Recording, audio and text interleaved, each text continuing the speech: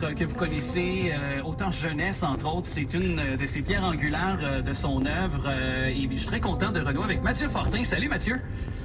Salut Alex. Merci d'être là, de prendre du temps pour nous autres. Tu viens de lancer un livre, c'est aux éditions Scarab, une division du groupe Adam. Et c'est un livre dont, finalement, les jeunes lecteurs sont conviés, 13 ans et plus, il faut le dire. Là, par contre, là, dont les gens sont l'enquêteur, finalement. Oui, en fait, c'est ça. Au lieu d'être un livre dont vous êtes le héros, c'est un livre dont vous êtes l'enquêteur. Donc, il faut se débrouiller dans les documents d'enquête pour trouver, pour comprendre ce qui s'était passé, comme l'enquêteur l'a fait. Donc, il nous remet les documents d'enquête et c'est à nous, comme lecteurs, de se débrouiller pour comprendre ce qui s'est passé. Et ça, c'est une nouvelle collection. Toi, le titre que tu offres, c'est Les morts ont marché. Oui. Et si je comprends bien, j'espère que c'est pas inspiré, j'espère qu'il n'y a pas de zombies encore à Nicolet, mais de Saint-Lyconais, j'ai comme l'impression qu'il y a un lien là. Oui, en fait, c'est ça. J'avais envie de jouer avec la ville de Nicolet. Donc, et souvent, les touristes vont dire « Ah, c'est Saint-Nicolet ». Quand je travaillais au Musée des religions du monde, on se faisait souvent dire ça. Donc, j'étais parti de cette idée-là pour un peu jouer sur la ville, la base militaire, l'école de police. Il y a des lieux intéressants aussi à travailler. Et c'est vraiment une épidémie de zombies qui a eu lieu, qui sont causés par quelque chose et on doit... c'est fini, là, inquiétez-vous pas. Oui, OK. L'enquêteur a fait son enquête, là. C'est ça, l'enquêteur voulait savoir qu'est-ce qui s'est passé pour pas que ça se reproduise. Donc là, le lecteur doit jouer à ça. C'est ça, l'idée, c'est de faire des enquêtes paranormales aussi, donc ça permettait de jouer avec les concepts là, en ayant des morts vivants, ou dans les autres volumes par d'autres auteurs, là, il y a des incendies mystérieux, il y a des disparitions étranges, donc on va jouer là-dedans. Est-ce que toi, en tant qu'auteur, tu sais, souvent on dit que nous-mêmes, faut s'y plonger pour pouvoir comprendre de quoi on parle comme auteur. Donc, est-ce que tu as été contaminé, puis là, t'es correct, là? T'es plus zombie, c'est correct de trouver le remède? Tout est réglé, Okay. Exactement. Ça a pris une pandémie mondiale d'un vaccin, mais on y est arrivé. OK, c'est bon.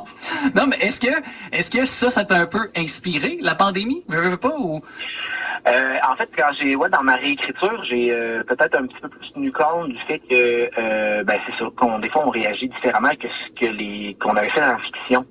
Il y a beaucoup de gens, je pense, qui ont écrit des histoires post-apocalypse qui se rendent compte que finalement, non, on serait peut-être pas si apte que ça à survivre plus que 2 semaines sans faire d'épicerie. Il y avait cette pensée-là en arrière de comment de peut-être rendre plus réaliste les réactions des personnages face à un phénomène comme celui-là. Non, on serait pas tous des super-héros super rapidement armés, prêts à faire face. Il y aurait beaucoup de gens qui seraient infectés dans un cas comme ça de manière complètement stupide et ridicule. Donc, j'ai essayé d'inclure ça aussi dans le schéma d'histoire. Mais ce qui est intéressant pour moi, c'est que j'ai pas écrit de roman qui raconte comment c'est arrivé. C'est des entrevues avec des témoins qui nous permettent d'avoir accès à ces informations-là. OK, c'est ça qui est intéressant. Puis je pense que si jamais, par exemple, le jeune lecteur, la jeune lectrice, à la fin, ne trouve pas nécessairement, aboutisse pas avec la finalisation de l'enquête, tu l'aides un peu, là. Il y a des indices à la fin du livre, là. Oui, exactement. En fait, l'enquêteur apparaît au départ pour présenter la situation et revient à la fin du livre pour donner un indice final, pour aider le lecteur à peut-être prendre une piste différente, parce qu'évidemment, dans une enquête, il y a des moments où l'enquêteur se trompe ou prend des mauvaises voies, mais moi, j'ai écrit aussi des choses qui fonctionnent pas avec l'enquête au final. Donc, tous ces documents-là, qui sont inutiles à la résolution, sont à l'intérieur. Donc, l'enquêteur revient pour aider. Et à la fin, il y a vraiment un chapitre final où l'enquêteur explique étape par étape le lien entre les personnages et comment ça s'est passé. OK, intéressant ça. Disponible un petit peu partout, numérique, physique. Et est-ce que toi, tu t'attends déjà à un autre... évidemment, je prends le temps de te demander peut-être une suite ou, par exemple, en fait, il n'y a pas vraiment de suite, mais je veux dire une autre de cette collection-là, histoire, où tu vas dans un tout autre champ littéraire pour tes prochains livres, par exemple? Ouais, en fait, j'aimerais, si les ventes sont bonnes, c'est sûr qu'on va vouloir faire une deuxième saison de ce concept-là, parce que c'est vraiment un concept, en fait, c'est ça qui est le fun. Moi, j'aimerais bien en faire une autre enquête avec des loups-garous, donc des gens qui seraient morts et on cherche qui est le loup-garou parmi eux. Donc là, évidemment, le jeu du loup-garou, le jeu de société pourrait servir d'inspiration à ce moment-là aussi. Sinon, en ce moment, je travaille sur un roman qui se passe dans l'univers des jeux vidéo en ligne. OK, intéressant. OK. Ouais. Et qu'est-ce que t'aimes de disons, de cette possibilité d'écrire aux jeunes, de les livres jeunesse, de cette forme d'écriture-là, qu'est-ce qui pour toi vient peut-être en tant qu'auteur plus te chercher? Ben, j'aime l'idée que ces jeunes-là vont cheminer un peu en lisant, qu'ils vont apprendre des choses un peu.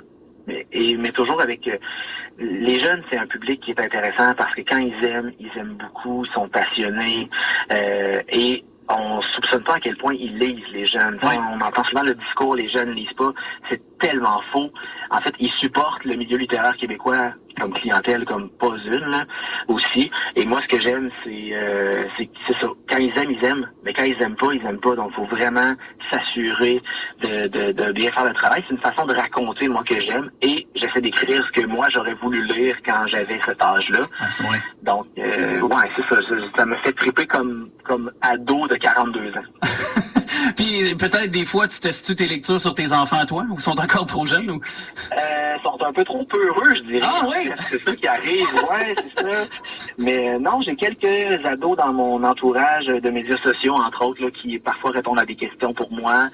Beaucoup d'amis qui sont parents d'ados aussi autour de moi qui aident à valider certaines choses. Évidemment, je fréquente aussi beaucoup les enfants, les ados dans les écoles, parce que je fais beaucoup d'animation, donc parfois, ils ne savent pas, mais moi, je teste des petites idées à travers ce que je raconte pour voir comment ils réagissent, puis je me sers un peu, je les exploite. C'est ça que je fais aussi. Exploitons les enfants, mais à des fins quand même... À des fins créatives. Ah, c'est ça, là. C'est ça, on est correct là-dessus. Vous êtes avide de lecture, ben c'est certain que ça passe par ce livre dont tu es l'enquêteur aux éditions Scarab. Le titre, c'est donc « Les morts ont marché » de Mathieu Fortin, c'est Nicolettin. Merci de nous avoir parlé, Mathieu. Ça fait plaisir, merci beaucoup, bonne lecture.